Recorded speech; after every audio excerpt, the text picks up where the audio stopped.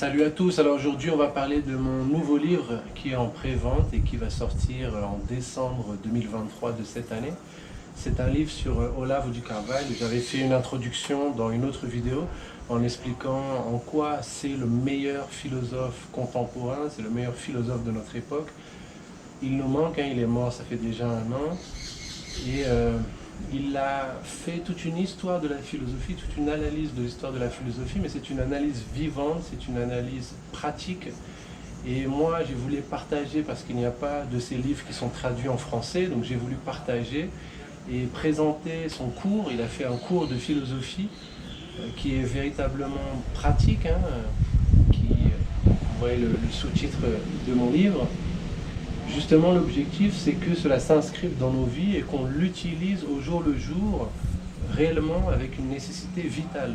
Donc c'est son point et c'est ce qui nous fait appliquer dans nos vies les réflexions de différents philosophes, les questionner, les avoir dans notre tête tout le temps. Donc c'est réellement quelque chose de pratique.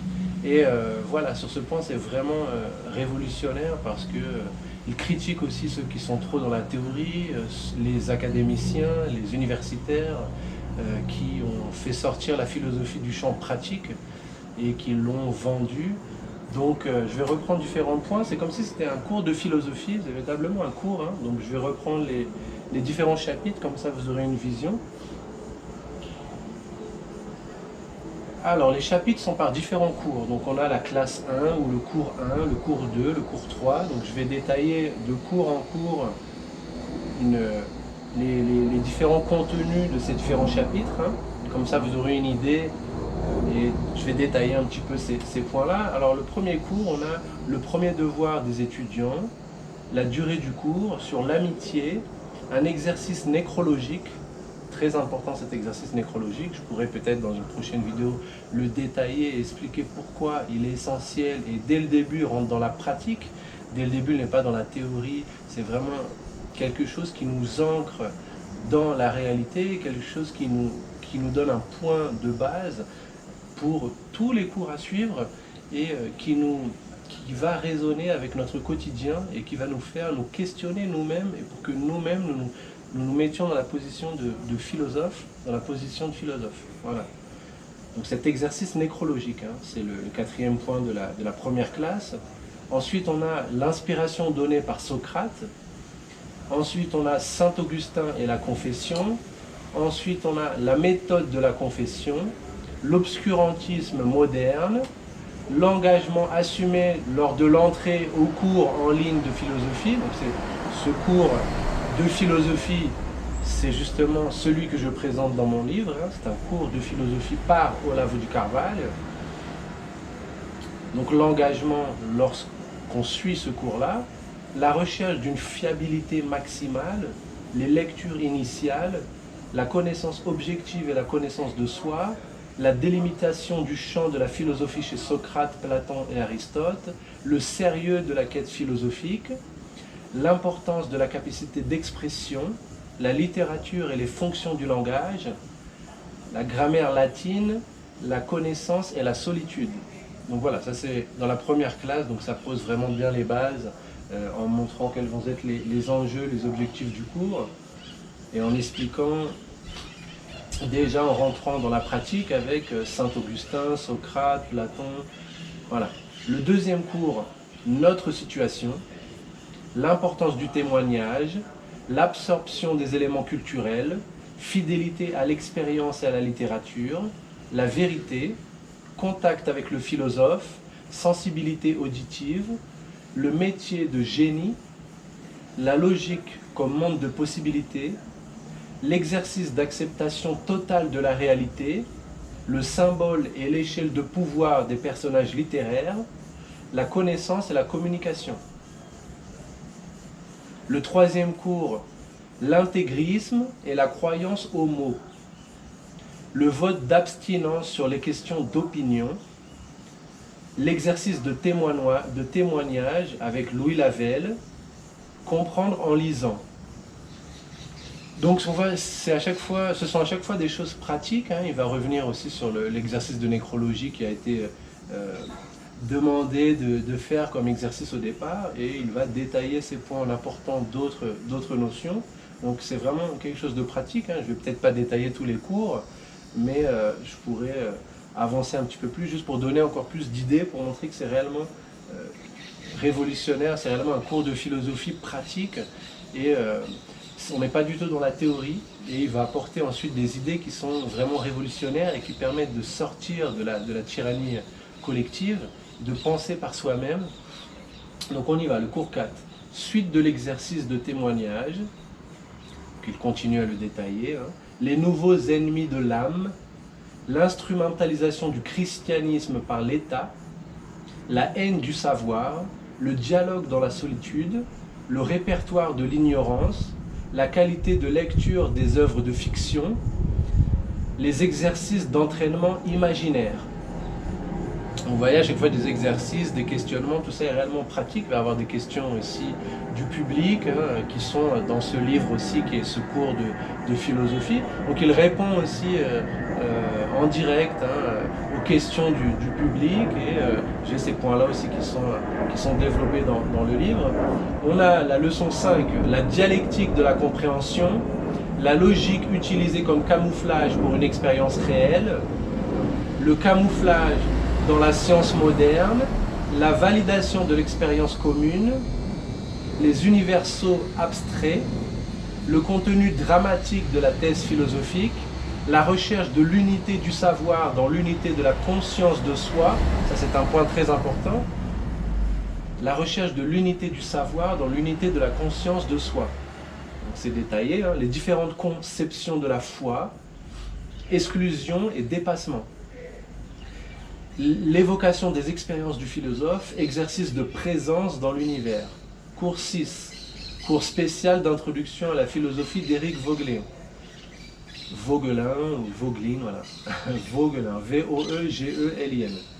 Les principales influences d'Éric Voegelin, le parcours intellectuel d'Éric Voegelin, les modèles de représentation et de commande, Israël et la révélation, le monde de la polis, de la cité de Platon et Aristote, le christianisme et la modernité, la poursuite du programme d'études d'Éric Voegelin, voilà, le cours 7. Alors je ne vais peut-être pas aborder tous les cours, hein, parce qu'il y a extrêmement de cours. Je vais vous montrer jusqu'à combien de chapitres on va, hein, avant de ne pas détailler tous les chapitres.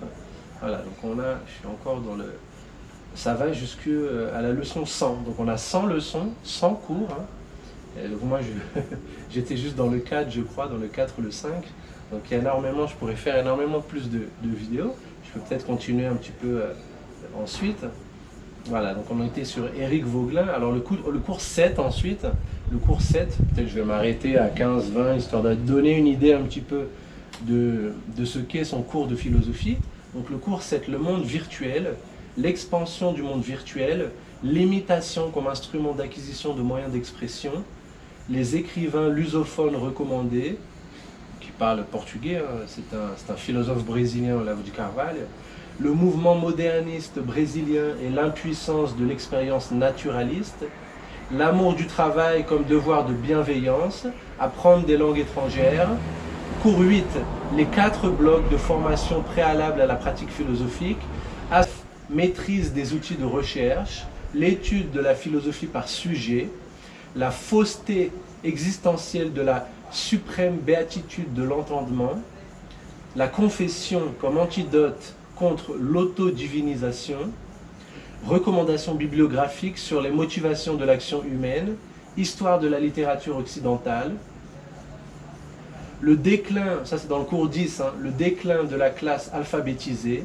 la nature systémique du renseignement, exercice de lecture lente, exercice de la présence de l'être par Louis Lavelle et Narciso Irala, transmission culturelle, l'expérience musicale. Le cours 11, 3 types d'enseignement, comment refaire l'éducation. Donc, en plus, c'est un essai, hein, avec des idées, des hypothèses d'amélioration, des tentatives de retransformation, des possibilités de comment on pourrait améliorer l'éducation, la philosophie, l'enseignement, la conscience de soi, la connaissance, comment accéder à la connaissance, comment la transcendance doit être au centre, énormément de notions qui sont redéfinies et qui ont des propositions originales présentées par Olavo de Carvalho. Alors on a le cours 12, je vais continuer un petit peu puis après je m'arrêterai. C'est vraiment pour vous montrer que c'est quelque chose de très riche, hein. C'est un livre vraiment qui aborde énormément de sujets et moi je l'avais expliqué dans l'introduction, hein. Je pourrais revenir un petit peu aussi ensuite, et puis je vais revenir sur le cours 12 ensuite. Mais alors voilà, pour expliquer à nouveau ce cours, c'est réellement un cours pratique, hein, pour ne pas répéter ce que d'autres personnes illustres ou que vous aimez en ont dit. La philosophie aussi, c'est une activité intégrale, c'est pas spécialisé sur une certaine classe d'objets, non, c'est une activité intégrale de l'intelligence qui se tourne vers tous les champs du savoir pour l'expérience de la recherche de l'unité, du fondement et de la signification de la conscience humaine. Donc il n'y a pas de limite, hein, dans toutes les connaissances qu'on doit acquérir. C'est l'ouverture de l'intelligence à la totalité systémique des connaissances humaines, donc en forme de système. C'est vraiment la notion de système qu'il faut comprendre. Et il va aborder justement différents domaines, hein, comme je vous l'ai expliqué, que ce soit religion comparée, les lettres et les arts, les sciences humaines, les sciences naturelles, la communication, l'expression. Donc tous ces domaines-là qui permettent de dire qu'il faut l'unité du savoir et de la connaissance. Et les différents domaines qui sont abordés ne sont pas une somme d'éléments sans lien, mais c'est plutôt la vision synthétique de l'unité organique du savoir humain. Donc c'est une pratique de savoir interdisciplinaire. La philosophie, attention, ne peut jamais constituer une simple activité professionnelle et universitaire déconnectée de l'intimité personnelle de celui qui l'exerce. C'est par définition un exercice de conscience de soi qui recherche systématiquement les liens entre savoir, être et agir dans l'unité de la conscience individuelle du philosophe. L'unité du savoir, de l'être et de l'agir, qui est le but de toute la philosophie. L'unité du savoir, de l'être et de l'agir. Chercher constamment le lien entre connaissance et conscience de soi, le philosophe, ou ce qui revient exactement au même, l'étudiant, se soumet à la discipline de la sincérité qui devient lentement, progressivement et sûrement une voie d'ascèse spirituelle, le développement du sens personnel de la vérité. L'intelligence humaine ne se développe pas plus ou moins selon les taux fictifs de certains quotients intellectuels innés ou selon certaines déterminations induites, mais seulement selon la détermination plus ou moins grande de chaque homme à rechercher la vérité et à l'intégrer dans les structures de sa personnalité et les lignes de sa manière d'agir. Le cours de philosophie, donc ce livre, hein, que je vends, qui est en pré-vente, qui sortira en décembre, devient une méthode de développement de l'intelligence personnelle. Donc ce cours de philosophie, c'est à la fois un système éducatif complet, une introduction aux études supérieures, une théorie et une pratique de l'interdisciplinarité, un chemin d'ascétisme spirituel, une méthode de développement de l'intelligence personnelle. Si ces objectifs vous paraissent trop grands pour être atteints d'un coup, le cours vous montrera qu'il n'est pas possible d'en atteindre un séparément. Philosophie, éducation intégrale, élargissement de l'horizon cognitif, unité du savoir, ascèse spirituelle basée sur la conscience de soi-même et le développement de l'intelligence humaine ne sont que sinon pour une seule et même chose. Pour présenter globalement à quoi sert mon livre, hein, voilà. Le cours ne promet pas de vous les donner, car aucun d'entre eux n'est quelque chose que vous pouvez recevoir en cadeau. Il promet seulement de vous montrer le chemin pour les conquérir et les faire vôtres pour toujours.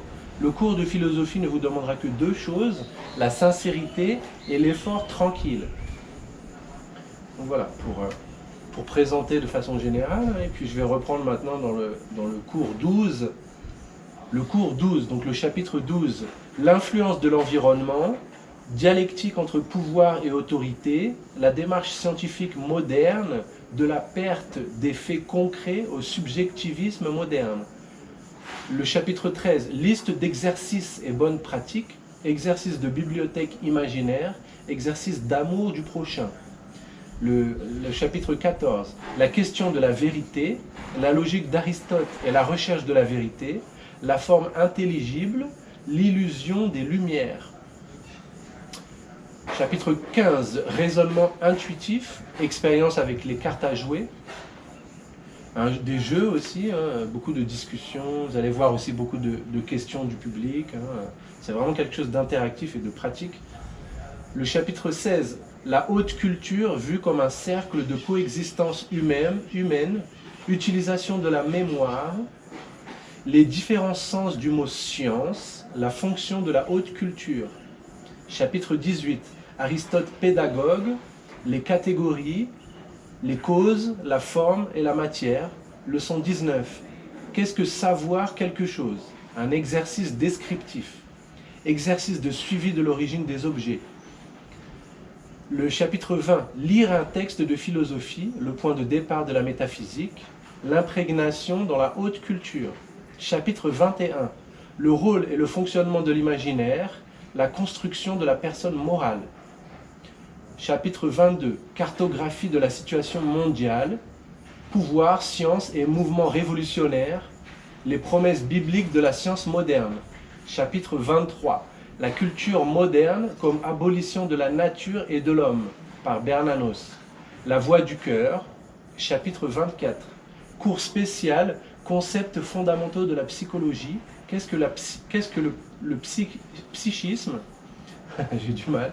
Qu'est-ce que le psychisme? Le développement du psychisme, la méthode dialogique en psychologie, la relation entre le psychisme et le jeu, le traumatisme de l'émergence de la raison, l'horizon de la conscience, penser, méditer et contempler. Chapitre 25, analyse de texte, scepticisme et parallaxe cognitive. Chapitre 26, la conscience, le monde onirique et la spéculation du possible, la logique intrinsèque des objets, la perception du cercle de latence. Chapitre 27, l'unité du réel, longue coexistence avec les problèmes. Chapitre 28, l'exemple de la meilleure éducation médiévale, l'envie des anges. Chapitre 29, la culture supérieure comme processus de déculturation.